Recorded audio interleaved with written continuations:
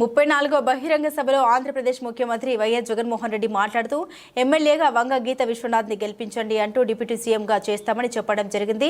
చంద్రబాబు నాయుడిని నమ్మొద్దు, దత్తపుత్రుడిని నమ్మొద్దు. 2014 ఎలక్షన్ మేనిఫెస్టో ఒకసారి చూడండి. అందులో చంద్రబాబు నాయుడు ఏమైనా ప్రజాగా ఉపయోగపడినాయా? సంక్షేమ పథకాలు ఏమైనా చేశారా? నీ బిడ్డ అధికారంలోకి వచ్చిన తర్వాత ప్రతి నిరుపేద కుటుంబానికి ప్రత్యక్షంగా సంక్షేమ పథకాలు అందించడం జరిగింది. కాబట్టి ప్రతి ఒక్కరు కూడా వైఎస్ఆర్సీపీకి 2 ఓట్లు వేసి గెలిపించాలని చెప్పడం జరిగింది. ఎంపీ అభ్యర్థి చెల్మలశెట్టి సునీల్ మాట్లాడుతూ సంక్షేమ పథకాలు రావాలంటే ఖచ్చితంగా వైఎస్ఆర్ పార్టీ రావాలని, వంగ గీత విశ్వనాథాన్ని నన్ను సంక్షేమ పథకాలు రావాలని ఖచ్చితంగా వైఎస్ఆర్ పార్టీ రావాలని, వంగ గీత విశ్వనాథ్ని అత్యధిక మెజార్టీతో గెలిపించాలని కోరడం జరిగింది.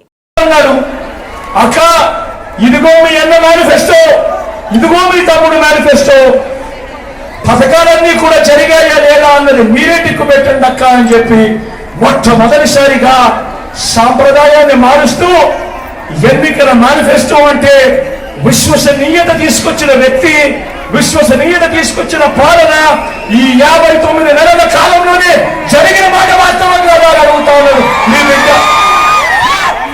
మొదలైంది ఇంగ్లీష్ మీడియం. 6వ తరగతి నుంచే ప్రతి క్లాస్ రూమ్ లోనూ ఐఎఫ్పీలు, డిజిటల్ బోధన.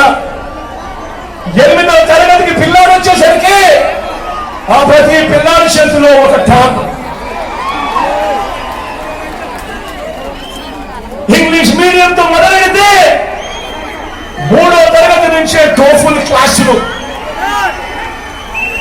3వ తరగతి నుంచే సబ్జెక్ట్ టీచర్లు. గతంలో ఎప్పుడు జరగని విధంగా ఈ రోజు ఇంగ్లీష్ మీడియంతో మొదలెడితే ఐబీ దాకా ప్రయాణం. గతంలో ఎప్పుడు చూడని విధంగా మన పిల్లల చేతుల్లో ఈ రోజు బైలింగ్వల్ టెక్స్ట్ బుక్స్ అంటే ఒక పేజీ తెలుగు, పక్క పేజీ ఇంగ్లీష్. మొట్టమొదటిసారిగా బడులు తెరిచేసరికి ఇంతకు ముందు ఎప్పుడైనా కూడా మేనిఫెస్టో అనే దానికి అర్థం ఎప్పుడైనా కూడా ఎవరైనా కూడా ఏం కనిపించేది. ఎన్నికలప్పుడు మేనిఫెస్టో అని చెప్పి రంగురంగుల కాగితాలతో ఇచ్చేవాళ్ళు, రంగురంగుల అబద్ధాలు చెప్పేవాళ్ళు, పేదల ఆశలతో ఆడుకునేవారు, అబద్ధాలకు రెక్కలు కట్టేవాళ్ళు. ఎన్నికలైపోయిన తర్వాత మేనిఫెస్టో చెత్తగుండలో వేసేవాళ్ళు. మేనిఫెస్టో ఎక్కడ ఉందంటే కనిపించే కార్యక్రమం కూడా ఎక్కడ ఎతికినా కనపడదు. మొట్టమొదటిసారిగా సాంప్రదాయాన్ని మార్చారు మీ బిడ్డ. ఎన్నికల మేనిఫెస్టోను ఒక భగవద్గీతగా, ఒక బైబిల్ గా, ఒక ఖురాన్గా భావిస్తూ ఎన్నికల మేనిఫెస్టోలో చెప్పినవి ఏకంగా 99% హామీలను అమలు చేసి మీ బిడ్డ నా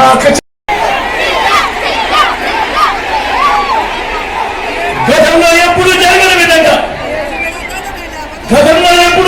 విధంగా మన రాష్ట్రంలో మొత్తం మీ బిడ్డ పాలన రాకముందు వరకు రాష్ట్రంలో మొత్తం 4 లక్షల ఉద్యోగాలు ఉంటే గవర్నమెంట్ ఉద్యోగాలు మీ బిడ్డ వచ్చిన ఈ 59 నెలల కాలంలోనే అక్షరాల ఇంతకు ముందు ఎప్పుడూ జరగని విధంగా, చూడని విధంగా మీ బిడ్డ మరో 2,31,000 ఉద్యోగాలు ఇచ్చాడు.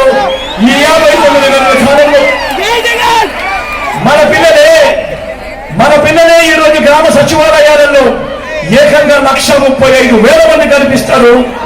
నా చెల్లెమ్మలు, నా తమ్ముళ్ళు ఈ రోజు గ్రామ సేవలో కనిపిస్తా ఉన్నారు. మొట్టమొదటిసారిగా గతంలో ఎప్పుడూ జరగని విధంగా